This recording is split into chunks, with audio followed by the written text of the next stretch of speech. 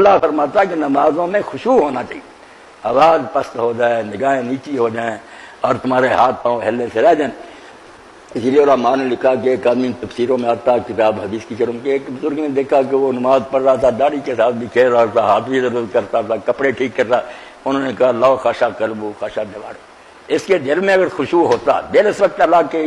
شان کے سامنے جھکا ہوتا کہ اس کے ہاتھ پاؤں حرکتوں سے رک جاتے۔ یہ بیٹھا ہوا یہاں ضرور عمر پھر کہیں اور رہا، اس کے اندر کوئی نہیں نماز والی بات۔ اور یہی وہ نماز ہے جس کے بارے میں توبہ توبہ اللہ کے نیک بندے مولانا محمد قادری رحمۃ اللہ نے بہت اشعار لکھے، جن میں ایک یہ بھی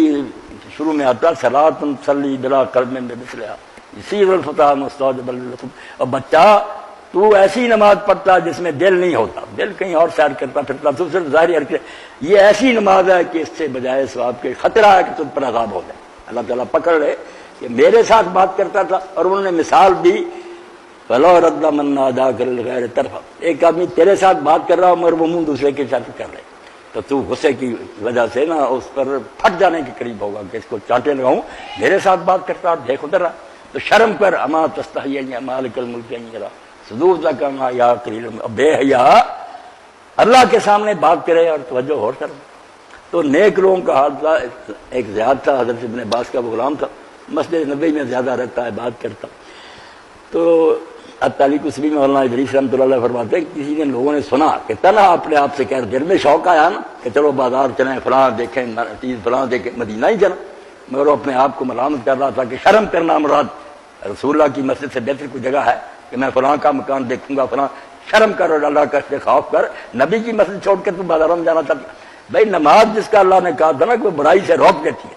اور جس کو حضور اللہ صلی اللہ علیہ وسلم نے ایک موقع پر سمجھایا کہ لوگوں اگر کسی کے دروازے پر دریا بہ رہا ہو اور وہ 5 وقت مر مر کر اس میں نہائے تو مہر رہے گا۔ لوگوں نے کئی فرمایا یہی 5 نمازوں کا حال، 5 مرتبہ اللہ کے سامنے جائے، اس کی کتاب پڑھے یا سنے اور پھر اللہ کا خوف پیدا نہ ہوئے، یہ کوئی نماز ہے؟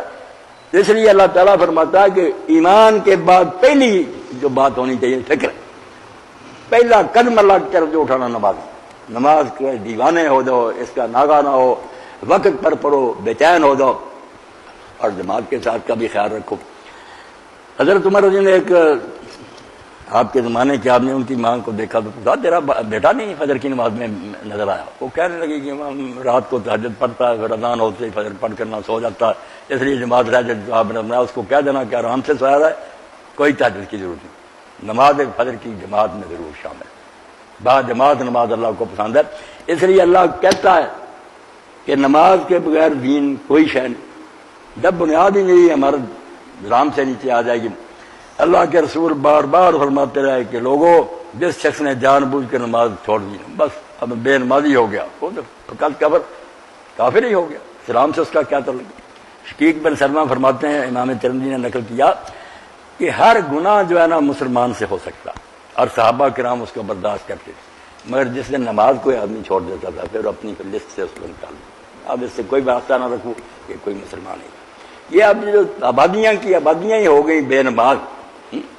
یہی بات وکیل صاحب فرما رہے تھے کہ کسی نے خیال ہی نہ کیا کہ ہماری بیٹیں کدھر جا رہی،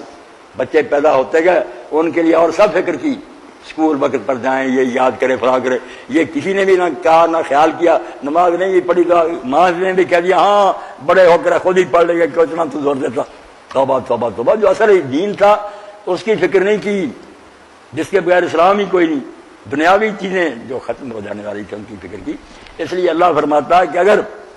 تم یہ ایمان رکھتے ہو کہ اللہ کے ہاں پیشی ہونی ہے تو پھر تم نمازیں ادا کرو،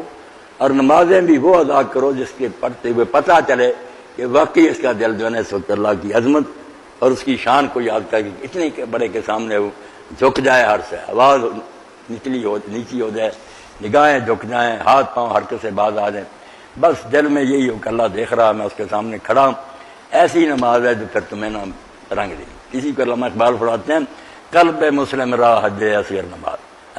جیسے حج ہے نا مکہ کا، چھوٹا حج اگر کرنا مسجد حضور نے عمرہ کا جو گھر سے وضو کرے آئے قلم پر ثواب اللہ لکھتا ہے، اور یہ کہتا ہے کہ جس طرح کسی سے کوئی ملنے جائے تو جو ملنے جاتا ہے اس کو عربی میں کہتے ہیں زائر، ملاقات کرنے والا، جس سے ملنے جائے اس کو مزور کہتے ہیں۔ تو آپ نے فرمایا جس طرح ہر مزور جس کو کوئی ملنے جائے اس کا کام ہے پہلے آنے والے کی خدمت تو کرے، اللہ بھی پھر اپنے ذمہ لیتا کہ میرے گھر میں آیا مجھے ملنے، اب میرا کام ہے کہ میں اس کا اکرام کروں۔ جہانوں کا مالک نا